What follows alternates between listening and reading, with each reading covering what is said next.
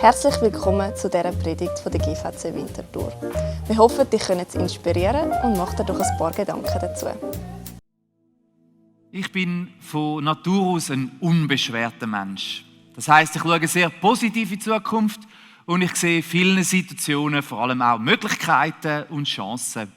Und trotzdem wird mir immer wieder bewusst, dass auch ich ab und zu einmal Sorgen habe, die mich beschäftigen. Zum Beispiel, wo unsere Tochter letztes Jahr allein auf Kanada für einen längeren Auslandaufenthalt gegangen ist, habe ich gemerkt, dass der sonst so gechillte Papa im Viertelstundentakt auf Flightradar am Schauen war, wie sich das Flugzeug, notabene ja eigentlich nur ein Bildchen über dem blauen Meer da so langsam fortbewegt hat.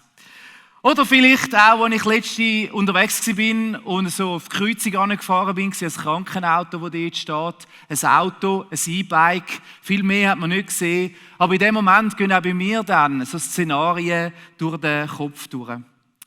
Oder bei unserem Jüngsten, der aktuell da ist, eine Lehrstelle zu suchen, da kommen einem schon manchmal Gedanken auf.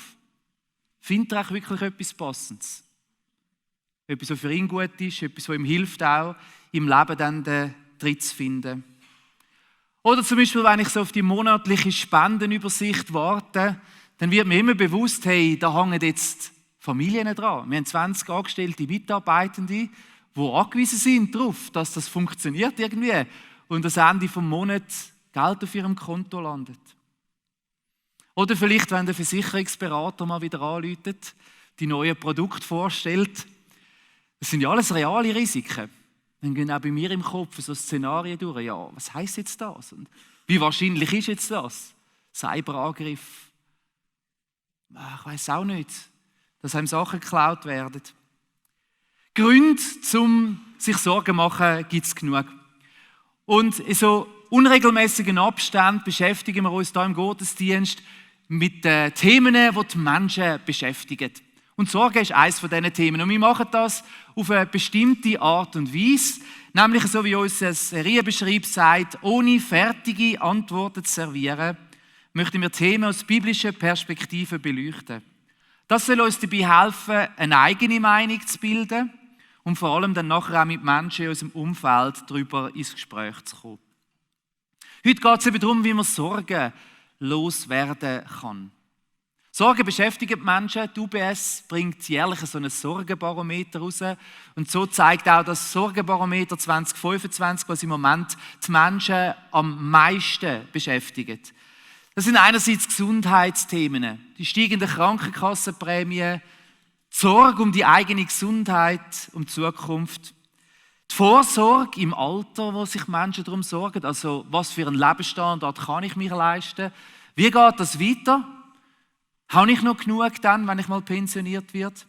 Steigende Mieten sind Themen, die die Menschen beschäftigen. Die aktuelle Situation auf dem Wohnungsmarkt oder auch das Thema Migration. Also ausländische Mitbürgerinnen und Mitbürger, ihren Platz da in unserer Gesellschaft. Migration, letztens habe ich gelesen, wieder Remigration, sind Themen, die uns stark beschäftigen, die uns besorgen. Und wo Gegenstand auch sind von diesen Abstimmungen, die zum Beispiel jetzt nächste Woche da bei uns im Land auch stattfinden werden. Sorgen können Krisen sein, die akut sind, wie Krieg oder unmittelbare Bedrohungen. Sorgen kann uns aber auch etwas machen, wie so eine Grundstimmung ist, die in unserem Leben einfach mitträgt, wo der Blick auf die Zukunft trübt, wo als Last von der Verantwortung vielleicht erlebt wird. Nicht immer laut, manchmal auch leislich, aber doch da, vielleicht unsichtbar für andere, aber spürbar in unserem Leben. Sorgen hat es natürlich auch schon zur Zeit von Jesus gegeben. Als ich so darüber nachdenke, habe ich gedacht, ja, vielleicht sogar noch mehr als bei uns. Ich meine, wir leben jetzt an einem Ort, wo es uns, den meisten von uns, einigermaßen gut geht. Wo wir ein gesichertes Sozialsystem haben, wo wir gute Gesundheitsversorgung haben, wo es Unterstützungsmöglichkeiten gibt für Leute in schwierigen Situationen. Dazumal sind die Lebensbedingungen für viele Menschen, gerade die Menschen, die Jesus angesprochen hat, wahrscheinlich prekärer gewesen, als wir sie heute kennen. In Bezug auf ihre Gesundheit, in Bezug auf die Finanzen, in Bezug auf das, was die Zukunft zu bringen hat. Und Jesus redet in seiner berühmtesten Predigt, in der Bergpredigt, ziemlich direkt und ziemlich ausführlich auch über das Thema der Sorge. Und spannend ist, seine Meinung ist recht eindeutig. Ich habe ein paar Verse zusammen da aus dem Kapitel 6, wo man Folgendes lesen können. Darum sage ich euch, macht euch keine Sorgen um euren Lebensunterhalt, um Nahrung und Kleidung. Bedeutet das Leben nicht mehr als Essen und Trinken? Ist der Mensch nicht wichtiger als seine Kleidung? Und wenn ihr euch noch so viel sorgt, könnt ihr doch eurem Leben um keinen Augenblick verlängern. Deshalb sorgt euch nicht um morgen, der nächste Tag wird für sich selbst sorgen. Es ist doch genug, wenn jeder Tag seine eigenen Schwierigkeiten mit sich bringt. Easy, oder? Also was für ein Problem haben wir denn eigentlich? Jesus sagt es doch da, also macht gar keinen Sinn. Sorgen zu machen ist etwas Schwieriges und es belastet uns nur, es tut uns nicht gut, also lassen wir es doch einfach sein. Macht euch keine Sorgen. Die Realität in meinem Leben einmal, aber ich denke sehr wahrscheinlich auch in deinem Leben, sieht dann aber ganz anders aus. So einfach lassen sich die Gedanken halt nicht abstellen. Und offenbar, seit mehreren tausend Jahren ist das ein Thema, das Menschen beschäftigt. Die Sorgen haben einen grossen Einfluss auf unser Leben. Ich denke, Sorgen beeinflussen unsere Entscheidungen, die wir treffen, in unserem Leben, aber auch für uns als Gesellschaft. Gerade auch mit Blick auf die Abstimmungen denke ich das. Was für einen Einfluss haben echt Sorgen, Befürchtungen und Ängste in der Vergangenheit schon gehabt oder heute schon gehabt im Leben von Menschen, auch in unserem Leben? Ich glaube, Sorgen sind ein schlechter Ratgeber. Die Angst vor dem, was in Zukunft noch könnte kommen, ist etwas, wo uns egoistischer werden lässt. Kurzsichtiger, oder? Man denkt fürs Jetzt und vielleicht ein bisschen weniger fürs Morgen. Zögerlicher, wenn man nicht weiss, soll man jetzt mutig einen Schritt gehen, soll man sich öffnen oder schaut man lieber für sich selber. Sorgen haben auch Einfluss auf unsere Gesundheit. Ich muss jetzt keine Medizinerin oder Mediziner sein, um das herauszufinden, dass Sorgen unsere Gesundheit belastet. Sorgen wirken wie dauerhafter Stress auf unseren Körper. Sie belastet unser Nervensystem, weil das immer aktiviert ist. Es verkürzt die Ruhephasen. Es erschwert uns die Erholung. Studien zeigen, dass chronische Sorgen zu Schlafstörungen führen kann, Erschöpfung, Konzentrationsprobleme und eine geschwächte Immunabwehr. Und auch unser Herz-Kreislauf-System wird belastet durch Sorgen. Sorgen haben zudem die Angewohnheit, dass sie wachsen. Kennen ihr das? Je mehr, dass man sich Gedanken über Sachen macht, je mehr, dass man sich ausmalt innerlich, was in Zukunft noch könnte so, desto grösser werden auch die Last und die Schwierigkeiten in unseren Augen drin. Also es ist wie so ein Kreis, so ein Teufelskreis. Und dann kommt vielleicht an einen Punkt, wo man eine reale oder mehr oder weniger reale Sorge in seinem Leben hat. Aber je mehr, dass man sich damit auseinandersetzt, desto stärker und intensiver wird es. Manchmal sind es vor allem so Geschichten in unserem Kopf, die wir anfangen auszumalen, oder wenn wir so führen planen, was dann noch könnte sein. Aber wie wir schon gesehen haben, hat Jesus einiges zu sagen gehabt zum Thema Sorgen. Und so können wir aus der Bibel einiges lernen, wie wir eben gut mit Sorgen umgehen können. Ein weiser Umgang mit Sorgen, der uns helfen kann in unserem Leben, in unserem Alltag drinnen. Es ist klar, Sorgen beschäftigen alle von uns. Das ist nicht die Frage. Die Frage ist mehr, wie gehen wir gut damit um? Das Erste liegt in einem Zuspruch inne. Im 1. Petrus 5, Vers 7 sagt der Petrus, das war ein Jünger von Jesus, der mit ihm unterwegs war und später einer der ersten Leiter der Christen, die sich dann ja zusammen da haben. Und er schreibt in seinem Brief, der nach ihm benannt ist, 1. Petrus 5, Vers 7, ladet alle Sorgen bei Gott ab, denn er sorgt für euch. Es ist der Zuspruch, den die Bibel an uns macht, wir sind nicht allein in unserem Leben, nicht auf uns allein gestellt. Gott überlässt uns, dich und mich, nicht einfach unserem Schicksal. Und der Petrus lädt uns alle ein und sagt, kommt mit diesen Sorgen, die da sind, an den richtigen Ort. Ja, Sorgen können wir drehen lassen in unserem Inneren, in unseren Gedanken. Wir können uns ausmalen, was die Zukunft bringt. Oder wir können sie zu Gott bringen, im Gebet, vor Gott abladen, unser Herz ausschütten von ihm und ihm sagen, wie es uns geht da drinnen. Gott möchte für uns sorgen. Es ist ein Zuspruch. Gott ist der Versorger. Ja, wir sehen das auf dieser Welt da nicht immer und überall zu allen Zeiten. Das ist so. Es gibt auch heute noch und hat es immer gegeben, Menschen, die mit Herausforderungen, mit Mangel, mit Schwierigkeiten, mit Leid leben müssen. Wenn Gott unser Versorger ist, heisst das nicht, dass es so ist, wie es einmal im Himmel wird sein, dass es kein Leid und keine Tränen mehr wird geben. Auf diesen Tag warten wir noch. Aber Gott zeigt sich immer und immer wieder im Leben von Menschen.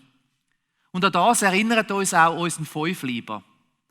Vielleicht habt ihr das gewusst, auf dem Fünfleiber gibt es eine latinische Inschrift, wo der Rand dort eingeprägt ist, Dominus providebit.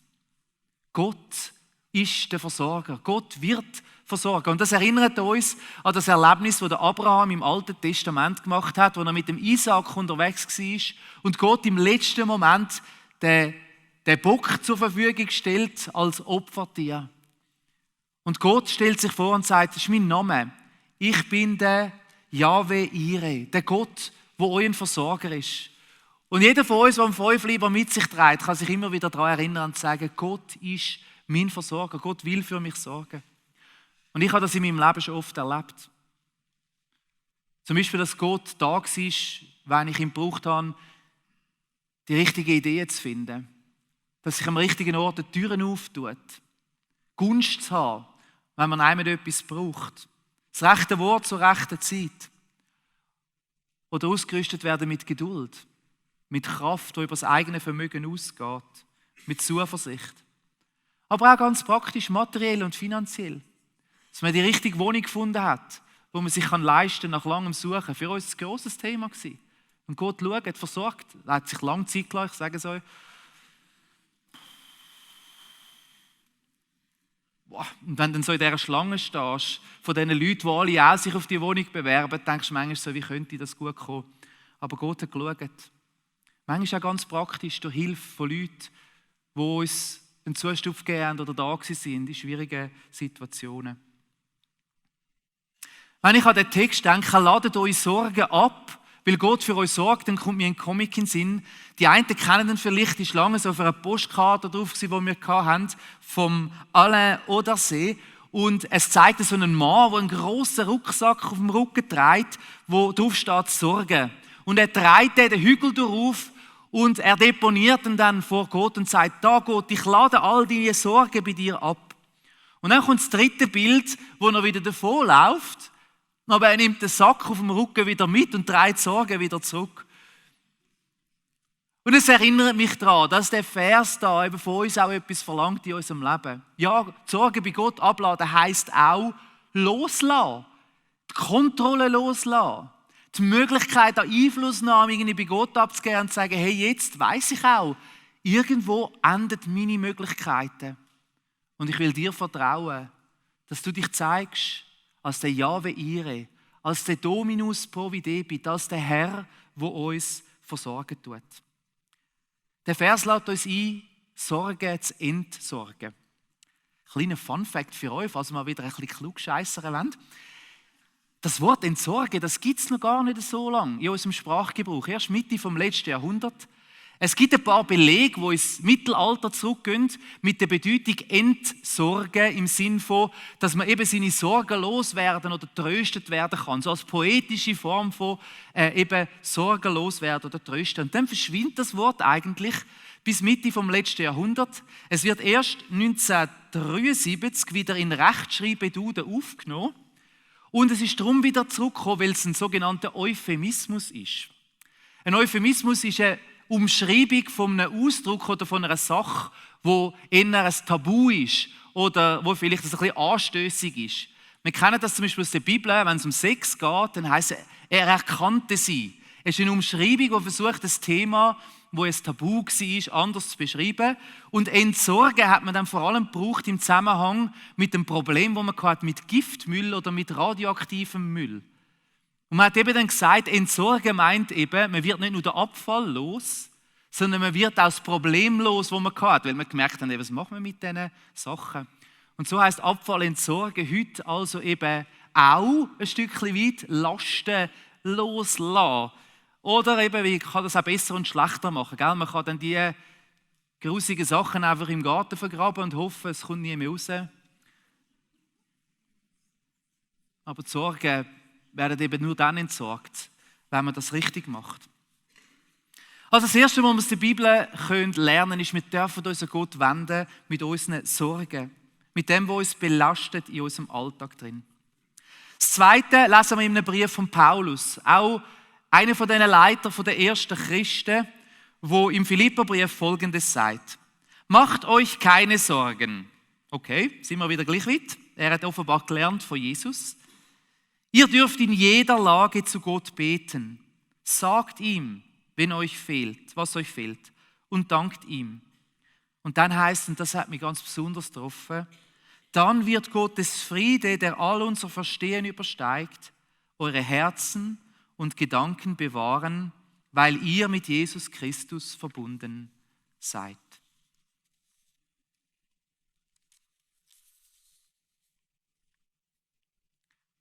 Gott antwortet auf unser Gebet. Gott versorgt uns. Aber der Text zeigt uns, dass Gott uns nicht immer so versorgt, wie wir es vielleicht am naheliegendsten fänden oder vielleicht auch am liebsten hätten. Nämlich in dem, dass er uns einfach all das gibt, was wir brauchen, oder?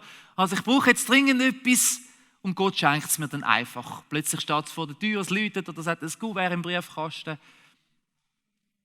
Gott versorgt, aber nicht immer materiell.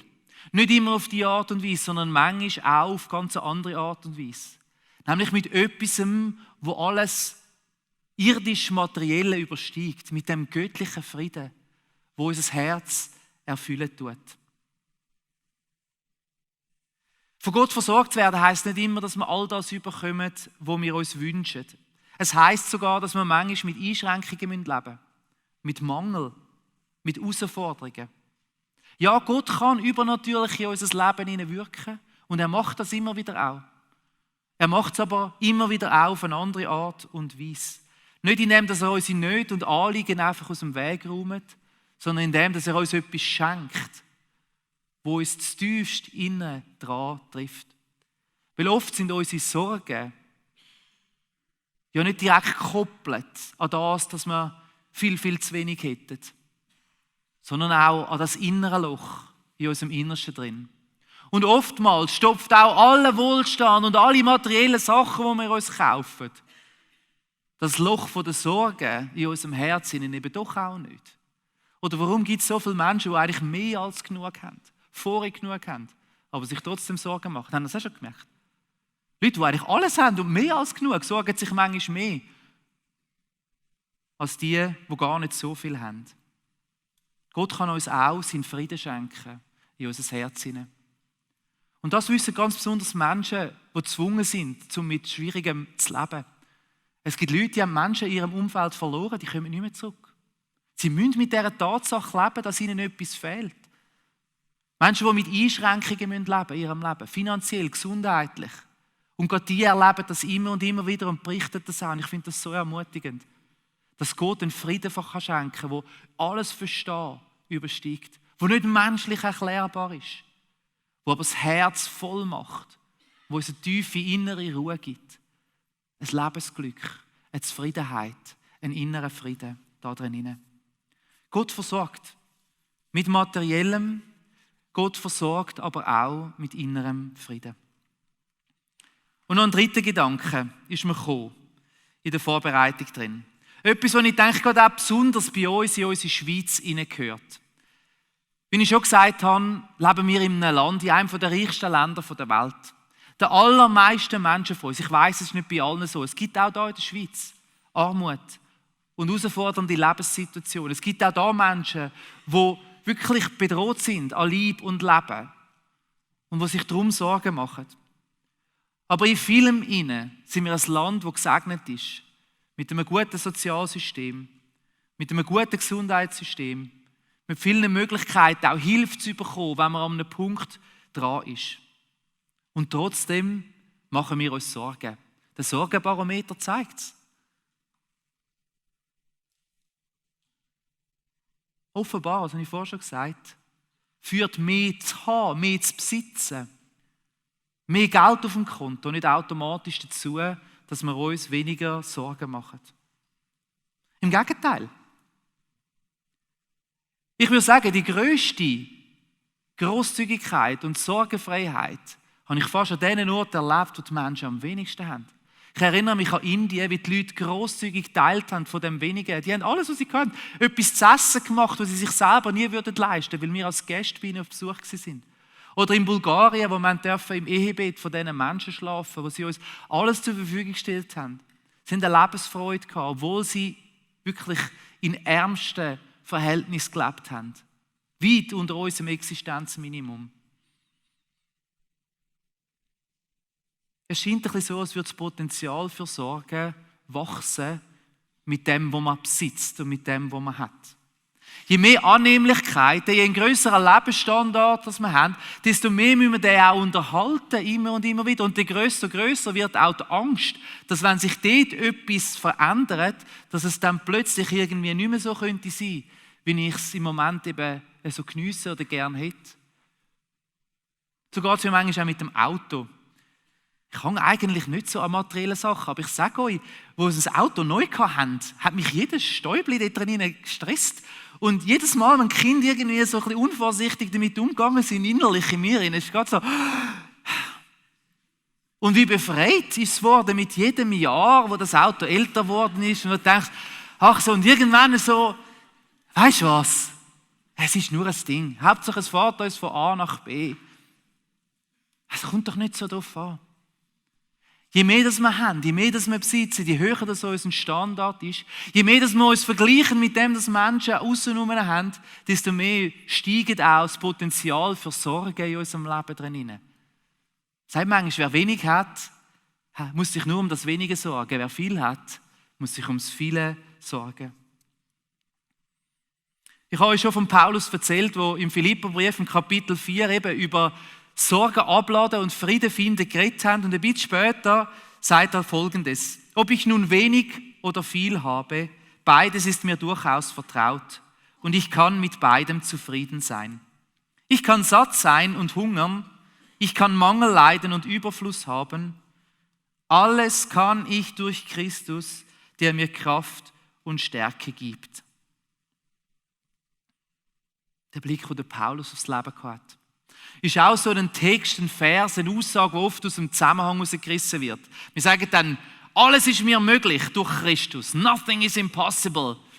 Da in dem Zusammenhang meint es vor allem, dass der Paulus sagt, es ist mir möglich, auch mit Mangel zu leben und mit wenig klarzukommen, sogar Hunger zu haben, da drinnen.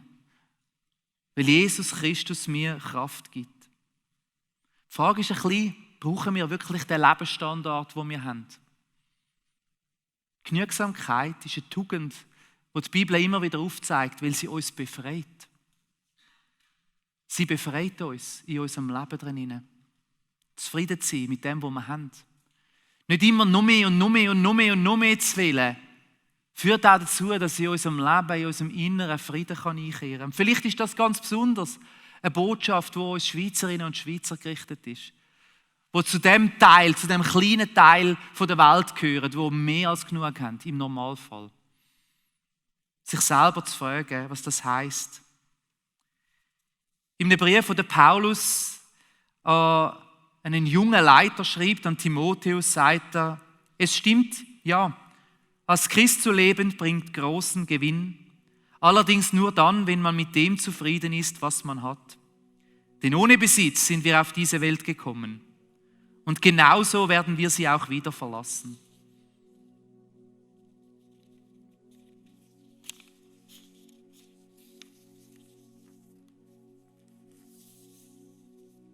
Wo wäre es vielleicht dran, unseren Blick, den Einfluss, wo gewisse Sachen in unserem Leben haben, nochmal kritisch zu hinterfragen? Wie wichtig sind dir Sachen, die du dir anschaffen konntest? Wie wichtig ist dir ein bestimmter Lebensstandard? Eine bestimmte Art von Annehmlichkeiten, von Hobbys, von Sachen, die du dir gönnst. Nichts Schlechtes gegen das. Die Bibel sagt, wir sollen unser Leben geniessen. Das, was wir haben, Gott mag es uns gönnen. Aber die Frage ist, hängt unser Herz so fest an diesen Sachen, dass es uns eben nicht freisetzt, sondern dass es uns neu unterdrückt, dass es zusätzliche Last auf unser Leben drauflegt. Und wo wäre es dran, uns bewusst auch zu lösen von solchen Sachen? Mal kritisch mit uns selber zu sein und uns zu fragen, wie fest bin ich eigentlich noch da mit dem Blick für andere Menschen? Und wie fest dreht sich mein Leben und meine Gedanken und das, was mich beschäftigt, nur um mich selber? Bin ich noch frei für das Gute, was Gott in mir und durch mich in dieser Welt tun will? Oder jage ich so Sachen an, die meinem Leben eigentlich nur zusätzliche Last auflegen tun? Genügsamkeit ist eine Tugend, die ich immer wieder neu entdecken will. Immer wieder ganz bewusst. Gerade besonders dann, wenn ich mir vielleicht überlege, was ich auch noch alles könnte und wette in meinem Leben drin. Bewusst sagen, ich bin auch zufrieden und dankbar für das, was ich habe. Und mir bewusst machen, einmal kommt der Tag, wo ich nichts mitnehmen kann. Mein Vater hat immer gesagt, das letzte Hemd keine Tasche. Das ist das, was die Bibel da sagt. Es gibt Sachen, die den Wert von dieser Erde überdauern. Und das ist nicht materiell oder irdisch. Und dann komme ich nochmal zurück in der Bergpredigt, kommt nämlich der Abschnitt über die Sorgen. Gerade nachdem, dass Jesus sagt, sammelt euch keine Schätze auf dieser Erde an, sondern sammelt sie im Himmel an. Das ist ein ganzer Abschnitt, wo er darüber redet, wie man mit Besitztum und mit materiellen Sachen umgehen. Und er sagt, mehr zu haben heisst eben auch, dass man sich mehr Sorgen um das macht. Und er lässt uns ein, frei zu sein für andere Sachen. Und so schließt der Abschnitt von der Bergpredigt jetzt Kapitel 6 mit dem Vers 33, wo heißt: Setzt euch zuerst für Gottes Reich ein und dafür, dass sein Wille geschieht. Dann wird er euch mit allem anderen versorgen. Es ist ja auch die Frage, wo liegen Prioritäten in unserem Leben? Ist mehr haben, mehr sein, mehr darstellen wirklich das, was Gott von uns will? Oder liegt manchmal auch ein Geheimnis drin? Sich zwar vielleicht schon Sorgen zu machen, oder ich sage ein bisschen besser, zu kümmern, aber zu kümmern um andere Menschen. Zu kümmern um die Sachen, die Gott wichtig sind auf seinem Herz. Zu kümmern um die Sachen, die den Wert haben, die das Leben hier überdauert, die in Ewigkeit einen Unterschied machen. In unserem Leben, in unserer Familie und in unserem Umfeld. Jesus lädt uns ein, unsere Sorgen bei ihm abzuladen und zu erfahren, dass er für uns Sorgen tut. Ich bete. Jesus, ich danke für die vielen Lebensgeschichten von Menschen, die da reinsitzen, die genau das sagen. Dass du ein treuer Gott bist und dass du dich sorgst um uns, dass du uns versorgst, dass du dich kümmerst um uns. Danke zeigt uns die Bibel und die Menschheitsgeschichte, wenn wir zurückschauen, unzählige Beispiele, dass es dir nicht egal ist, wie es uns geht. Und dass auch wenn nicht alles immer so kommt, wie wir es im Moment uns vielleicht vorstellen oder überlegt haben, dass wir uns auf dich verlassen können. Und so kommen wir an dem Morgen vor dich mit diesen Themen, die uns beschäftigen in unserem Leben und in unserem Alltag. Gedanken um die Zukunft. Darum, wie es uns wird gehen. Um unsere Gesundheit. Um unsere Kinder und ihre Zukunft und ihr Leben. Und die Menschen in unserem Umfeld, die vielleicht in schwierigen Lebenssituationen sind. Herr, schenke uns das Geschenk, dass wir das, was uns belastet, bei dir ablegen können und es nicht mehr mitnehmen, sondern bei dir deponieren und abgeben in deine guten Hände. Dass wir Lebenssituationen, Menschen, dass wir unsere Kinder und ihren Lebensweg dir dürfen anbefehlen und darauf vertrauen, dass du dich kümmern wirst. Hilf uns, dass der Frieden unser Herz erfüllt, wo manchmal über unser Verstehen ausgeht, wo manchmal über die Logik ausgeht, dass unser Herz tiefst verwurzelt ist in deiner Liebe, in deiner Gnade, in deiner Barmherzigkeit und in deiner Treue. Und dass wir wissen, zu tiefst innen sicher sind, dass du es gut meinst mit uns. Und wir beten miteinander für die im Moment in einer Situation sind, wo sie mit Mangel, mit Herausforderungen, mit Krankheit, mit Verlust leben müssen. Wir wollen als Kirche eine Gemeinschaft sein, wo wir füreinander da sind, auch in diesen schwierigen Momenten des Lebens. Wir wollen sie jetzt im Gebet vor dich bringen, dort, wo sie vielleicht selber nicht mehr beten mögen. Und dich darum bitten, dass du ihr Herz erfüllst. Mit Frieden, mit Kraft und mit Trost.